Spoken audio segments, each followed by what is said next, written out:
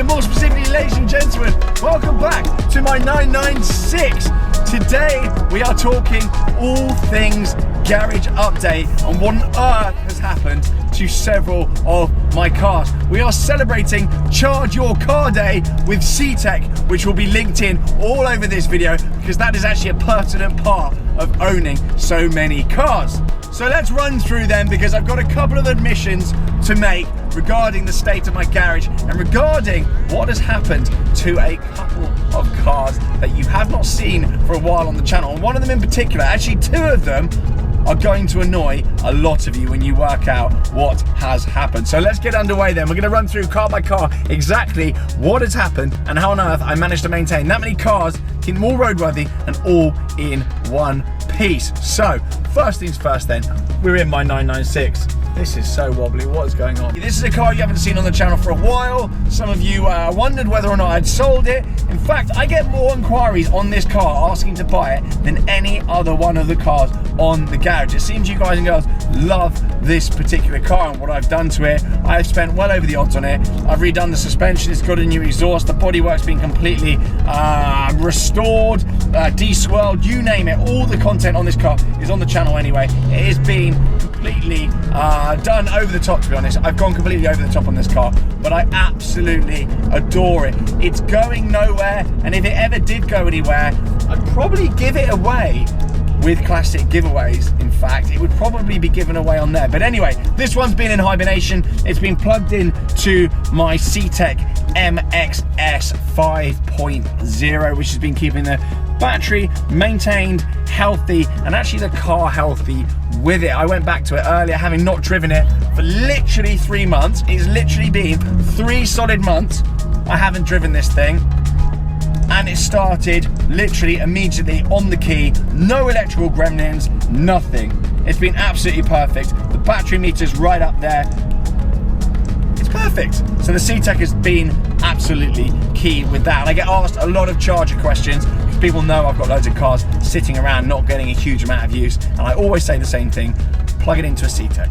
Plug it in. Now the guys there have been busy bees recently. Some of you will have seen some noise on my social media with the Ctek CS3. Now that particular product I've had to use to resuscitate my SLS, which we're going to get onto as well. The SLS is still in the garage, that's gone nowhere, but I had to use it to resuscitate it because not all my parking spots, given where I live and wow, across the various places that I actually live these days, not all of them have power points on them. Now I know that's a bugbear for a lot of you guys in London, particularly in underground car parks. You know, these communal big underground car parks, they don't always have powered bays and 3-point plug sockets in them. So that's certainly the case with where I left my SLS for a few weeks actually. I didn't plan on leaving it for that long not plugged in. But anyway, needless to say, the battery died pre-Modball UK and I actually used my Ctek CS3 to resuscitate it. The CS3 is effectively, it's a lot more clever than this, but you know those mobile charger packs you bring out for your iPhone if you're going to like a festival or whatever?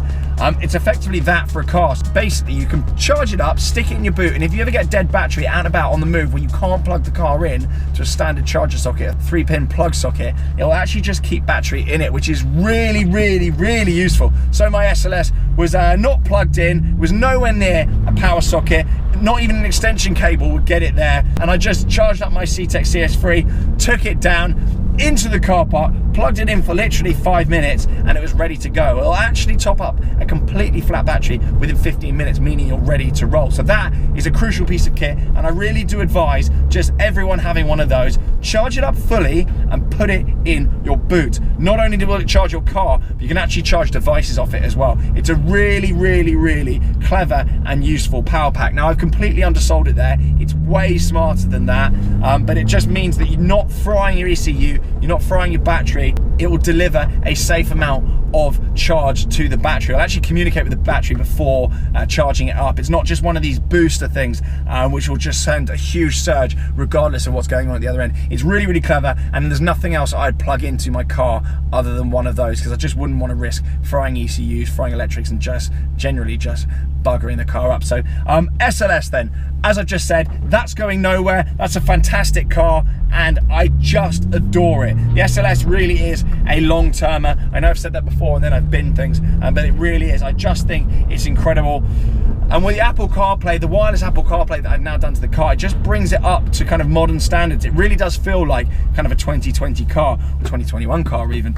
Love the SLS. It's going through the roof value-wise. I'm probably about 40 grand up on it already, and that looks to continue as well. So I'm really happy with the SLS, really happy with it. And it's just a car that just does so many things so ruddy well. So big up the SLS. What else have we got? Carrera GT, again, long-term in the collection. You know that's not going anywhere. I'm watching the values of those soaring almost by the day. They're regularly £1 million plus now in the US, and that will filter over here very shortly. GVE sold a black on brown interior car, I believe not even a UK car, for 900,000 quite recently. And I suspect good ones of Carrera GTs with the right history, the right mileage and the right spec will be about 1.5 within the next 12 months, which is bonkers. It was absolutely bonkers. So yeah, I'm going to sit in the Carrera GT. The plan on that car isn't just to hoard it and make money on it at some point. It's a really valuable car to me still, even for what I paid. And it's not a car that I just get out willy-nilly. It's a car that I really consider the use on before I take it out. The use case on that car needs to be really strong before I consider taking it out on the roads. You know, one little bump from a careless driver and I'm in a whole world of trouble. You know, panels for that thing, it's not funny. You know, a bump can cause a crack in the frame, in the tub. It's all carbon kind of constructed. It's not a car that I take out that often. So Carrera GT still in the garage. I'm planning still to move it to the Cotswolds. I've done absolutely nothing with the cottage for about 4 months now. It's been lying derelict. There's been like a bee infestation in there, and I've just lost the will to do anything with it for the time being. So that's the Carrera GT. What else have we got? We got the Targa, which is currently at Rint. Don't know if you've seen an update video on that. That will be coming back very soon with its ECU problem fixed. I fried the ECU because I'm a complete moron. The 912, that is at D-Class still. I need to get over there and get the car following its new interior. So that will be coming to the channel very soon. 911 Carrera T. We'll keep it on the Porsche theme. The Carrera T. The Carrera T. Now, I have an admission to make. The Carrera T, in a moment of weakness, before I was off to, I think it was Greece the other week, I had an issue with my car park, or one of the places I store my cars, and I sent it off to Dean at D&B to put on SOR. Now I put it up at strong money. You know, it's an amazing car that's not to be repeated on the market. There isn't anything else out there, so I sent it up there on kind of fairly strong money on SOR with Dean. So it's for sale at D&B Collection.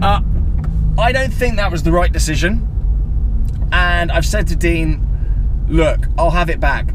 I'm off abroad, but when I come back, I think I'll have it back, unless someone's deposited on it. So I don't really want to sell that car. It's at Dean's, but at the moment I don't really want to sell that car. Anyway, a moment of weakness. I bought it so cheap, and the market value on it was just mental, actually.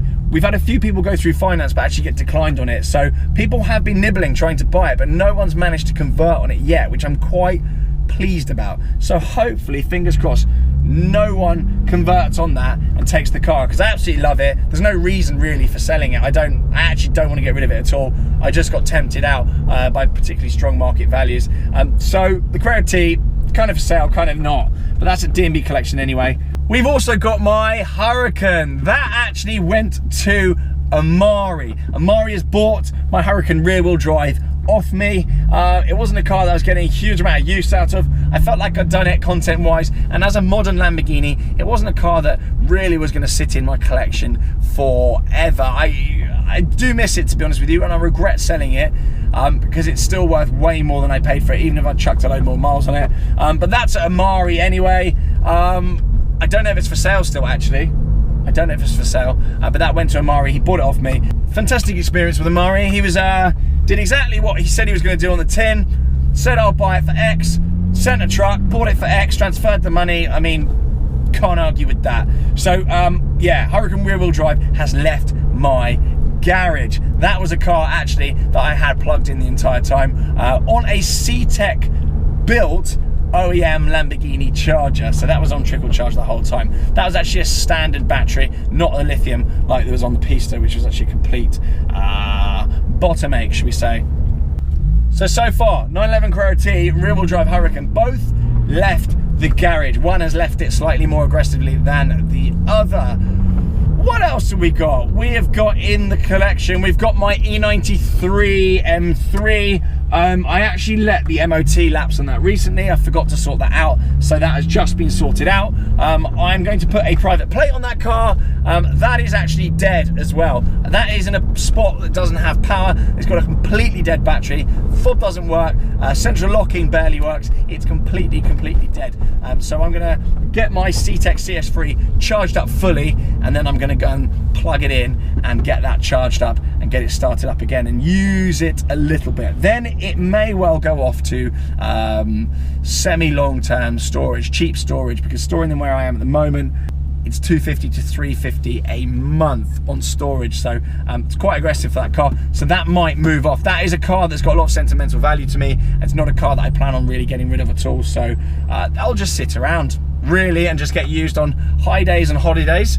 We've also got my Testarossa in the garage. That is in a powered spot on a Ctek MXS 5.0, which at some point I may well be changing to the new Ctek CS1, which they've just released. I get very excited about battery chargers because I spend my life just plugging my cars in, so do excuse me if I'm getting a little bit more aroused by this than I should be. Basically, the Ctek CS1 is their latest product that's just released. Effectively, that is, this is not the way they market it, but an idiot-proof charger. It's completely idiot-proof. It saves the kind of decision-making of when you're choosing a charger, like I get in my DMs a lot, which charger should I get? Should I get an MXS5? Should I get an MXS7? The CS1 is just an all things to all men, all singing, all dancing charger. In fact, you don't even need to plug the positive to the positive. You can actually just plug it in however you want, and the charger will work out how you've plugged it in. It really is just a charger that anyone can use and anyone can kind of plug into pretty much anything. It's ridiculous. It's so clever. I've completely undersold that. But if you are looking for a charger that you don't need to think about, or that has multiple applications and you're constantly kind of chopping between cars, definitely get your Ctek CS1. They are absolute cash. They've just released that, and I've actually not managed to get my hands on one yet, but I believe you can get them fairly shortly. But the Testarossa is sat around in storage again, kind of a bucket list grail car for me. It's not going anywhere. It's looking better by the day. Again, values wise, I have to drag into it because everyone's obsessed with values, myself included. I got in sort of early-ish 100s, and I don't see any reason why a nice UK car with Classic A certification like that car, with sensible mileage and a comprehensive history file like that, won't be 200 grand even by the spring, to be honest with you. That iconic Ferrari, probably one of the most iconic Ferraris ever built. There's just absolutely no way that car's ever going to dip in sort of popularity and people aren't going to want those. So really cool car. That will be going in for audio upgrades. I'm going to get one of those Blaupunkt BP46s head unit. I'm going to get all the speakers upgraded within the OEM grills, so you won't be able to tell the difference. And I'll also be booking it for a service at the end of this year or early next at Joe Macari, where I bought it. Lovely stuff. That's of course just had a little restoration, courtesy of the guys at the Classic Car Company, and I'm going to be keeping that car original. I'm not going to be putting an exhaust on it. I'm going to keep the little chrome grille on the front that everyone gets annoyed by, and that'll be that.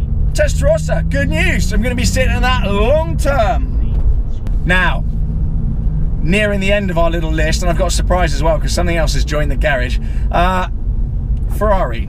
I do have an F12 as well, or I did, or I do still. As at the point I'm filming, I do still have an F12. My F12, some of you have spotted, is at Amari Supercars, ladies and gentlemen. My F12 is there, and this is where I come unstuck, because ordinarily I would say, why? But I don't think I've really got an answer as to why my F12 is at Amari. Other than the fact they said they were desperate for F12s. At that point in time, I had to move some cars around, and I temporarily, for those kind of couple of weeks, didn't have space for the F12. And I said, do you know what? I want X for it. I owe about 150 grand on the finance. Market's strong on them. Am I going to use it much over the winter? sod it. Let's fly a kite. Just, you know, have it, put it up for sale, see whether anyone nibbles. Again, 1 or 2 people have gone through, didn't get the funding, which they should have tried with Charles and Dean. And I'm now thinking, why am I getting rid of that? There's nothing else at that price point that I would even vaguely want that would shine a light on the F12. So I actually messaged earlier and I said, right, I've made a bad decision. Can I have it back? So we'll see. They said they've got someone coming to view it today. If that bloke wants it, I'd let it go. But I'm not going to move on the price. There isn't one like it. It's a unique specification with that mileage of that age. It's still got 2 Ferrari services left in its kind of service plan. And it's still in Ferrari warranty. So I want to keep it, to be honest. That's just another big error. Hopefully the next time I make a video, I'll be proudly declaring the 911T's back and the F12's back. But you notice I haven't made a song and dance about it, them being there. I haven't really pumped them or sent people to the links and showed people that they were there, because I haven't even wanted them to sell. So Amari, sorry if I end up taking it back. I've done the equivalent of tyre kicking, but in a very odd way, back to front. But I want to keep that car. F12 is just amazing. I think with 812s now ceasing production and solidifying, going back up to around 250, I think 200 grand for a nice F12 with 599s creeping up beneath them. I think 200 grand for a nice F12 is where they're going to sit now. So that's it. V12s are no more with Ferrari, bar the GTS, which is going to sit at sort of 325 to 350 long term. F12's a good buy. There are a lot of ropey ones now. The spread is increasing on the F12, just like it does on the F458. The spread is increasing. So what you tend to find with these cars, the bad early cars with poo options, poo history, and you know, chavvy bits done to them, they tend to drop lower. But the good cars, the clean cars, the ones like mine, they tend to just hold firm at the top. What happens is the spread increases. So yes, you can get an F12 for maybe 150, 160, but is it going to be a proper good old boy? No. So anyway, what I'm kind of telling you is my 911T and F12 are sort of for sale, sort of not, sort of I don't want to get rid of them, and sort of I haven't really thought this all through, which might not surprise some of you. So I'm completely running out of space because I've just bought something else. Something else, ladies and gentlemen. I have just bought, shock, a Porsche GT product. And that's where we're going to leave that. So that's going to be coming to the channel very soon.